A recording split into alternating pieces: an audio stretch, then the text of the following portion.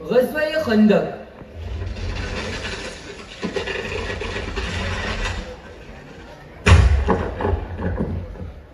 سن 5 ہجری 627 عیسوی میں واقع ہوا۔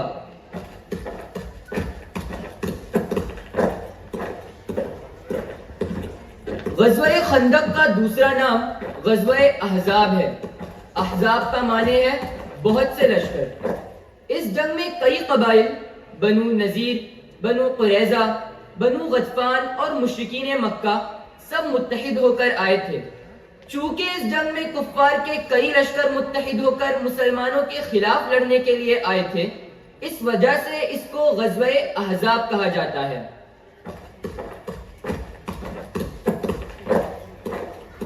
اور مسلمانوں نے اس جنگ میں خندق کھود کر کفار کے مقابلے کی حکمت عملی اختیار کی تھی۔ اس مناسبت سے اس کو غزوہ خندق کہا جاتا ہے۔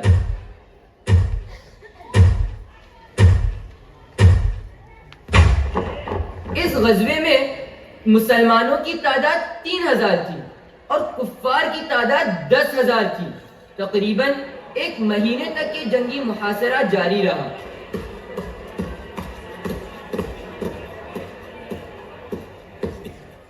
اس جنگ کی ابتدا اس طرح ہوئی کہ بنو نذیر کو جب آپ صلی اللہ علیہ وسلم نے مدینہ منورہ سے جلا وطن کر دیا تو وہ خیبر میں جا کر بھی شرارتوں سے اور اپنی یہود والی بےہودگیوں سے باز نہ آئے۔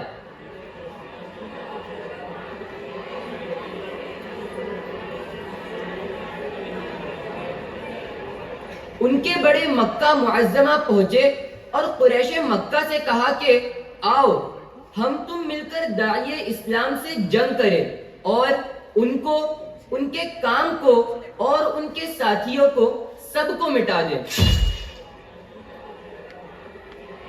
قریش کو آمادہ کرنے کے بعد یہ لوگ یہودیوں کے سردار قبیلے بنی غطفان کے پاس گئے اور انہیں بتایا کہ دیکھو آپ صلی اللہ علیہ وسلم سے جنگ کرنی ہے، قریش مکہ نے ہمارا ساتھ دینے کا وعدہ کر لیا ہے، تم لوگ بھی ہمارے ساتھ جنگ میں شریک ہو جاؤ تاکہ اسلام اور مسلمانوں کا قصہ ہی ختم ہو جائے۔ ان کے علاوہ دیگر قبائل کی جماعتیں بھی جنگ کرنے کے لیے تیار ہو گئی۔ یہ خبر مدینہ پہنچی۔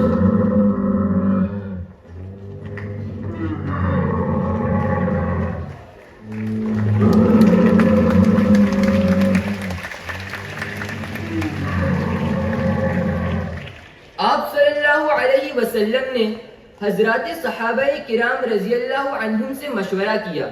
حضرت سلمان فارسی رضی اللہ عنہ نے مشورہ دیا کہ مدینہ منورہ کے باہر خندق کھود لی جائے۔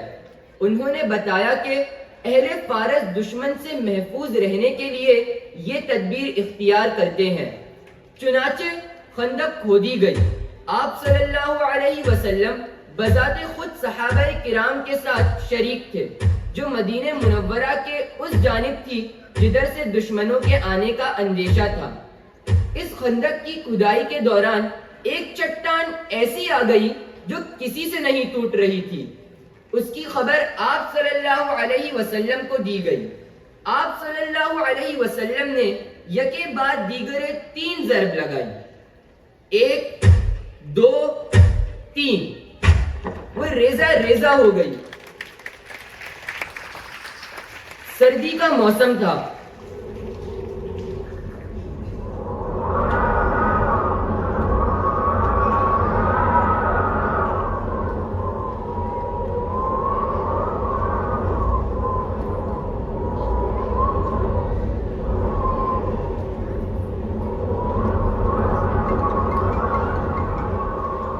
ہر طرف خوف ہی خوف تھا۔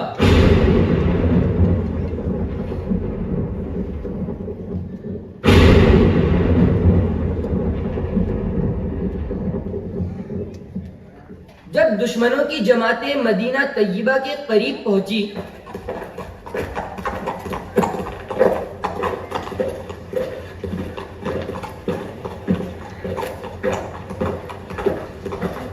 تو انہوں نے خندق کھدی ہوئی پائی اور کہنے لگے یہ تو عجیب دفاعی تدبیر ہے، جسے اہل عرب نہیں جانتے تھے، وہ لوگ خندق کے اس طرف رہ گئے اور آپ صلی اللہ علیہ وسلم خندق کے اس طرف 3000 مسلمانوں کے ساتھ جبل سلا کی طرف پشت کر کے قیام پذیر ہو گئے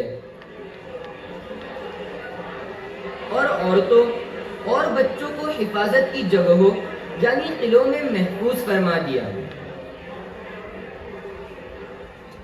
مگر عین جنگ کے دوران ان یہودیوں نے دیکھا کہ ساری مسلمان فوج خندق کی طرف مصروف جنگ ہے، تو جس قلعہ میں مسلمانوں کی عورتیں اور بچے پناہ گزین تھے، یہودیوں نے اچانک حملہ کر دیا اور ایک یہودی تو دروازے تک پہنچ گیا۔ آپ صلی اللہ علیہ وسلم کی پھوپھی حضرت صفیہ رضی اللہ تعالی عنہا نے خیمے کی ایک چوک اکھاڑ کر اس یہودی کے سر پہ اس زور سے مارا کہ اس کا سر پھٹ گیا، پھر خود ہی اس کا سر کاٹ کر قلعہ کے باہر پھینک دیا۔ اس سے یہودیوں کے اندر ایک خوف پیدا ہو گیا، اس کے بعد اس طرف حملہ کرنے کی جرأت نہیں کی۔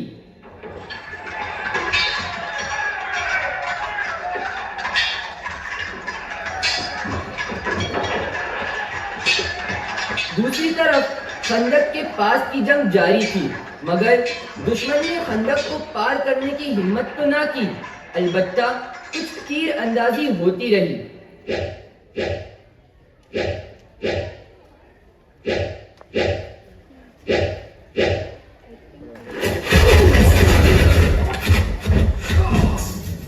مشرکین میں سے چند آدمی اپنے گھوڑے لے کر خندق میں اتر گئے، جنہیں ناکامی کا منہ دیکھنا پڑا۔ اس کے بعد دشمن نے خندق پار کرنے کی ہمت نہیں کی۔ اسی غزوے کے موقع پر مکمل طور پر جنگی مشغولیت کی وجہ سے آپ صلی اللہ علیہ وسلم کی نمازیں بھی قضا ہو گئیں، جن کو آپ صلی اللہ علیہ وسلم نے رات کا ایک حصہ گزر جانے کے بعد قضا کیا۔ اس طرح مسلمانوں کو نمازوں کی قضا کرنے کا طریقہ بتلایا گیا۔ آپ صلی اللہ علیہ وسلم جنگ کے لیے آنے والی جماعتوں کی شکست کے بارے میں مسلسل دعائیں کرتے رہے۔ اللہم استر عوراتنا وآمن روعاتنا، اللہم استر عوراتنا وآمن روعاتنا۔ اللہ تعالیٰ نے دعا قبول فرمائی۔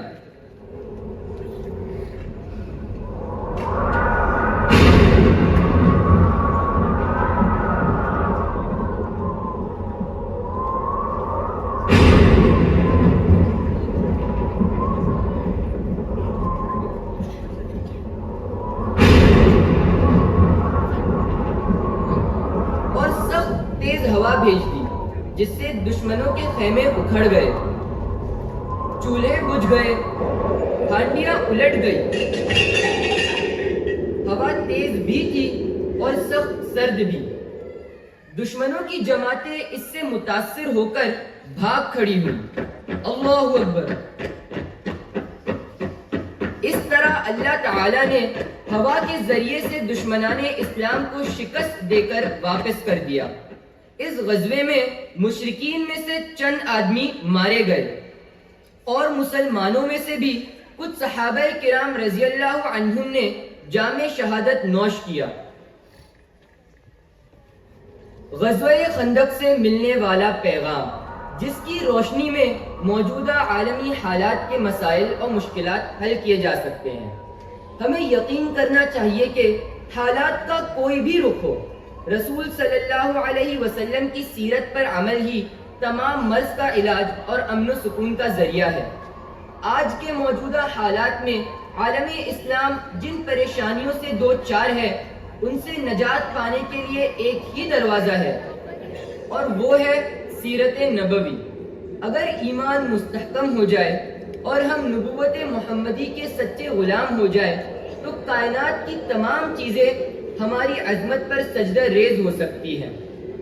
کی محمد سے وفا تو نے تو ہم تیرے ہیں، کی محمد سے وفا تو نے تو ہم تیرے ہیں، یہ جہاں چیز ہے کیا لوح و قلم تیرے ہیں۔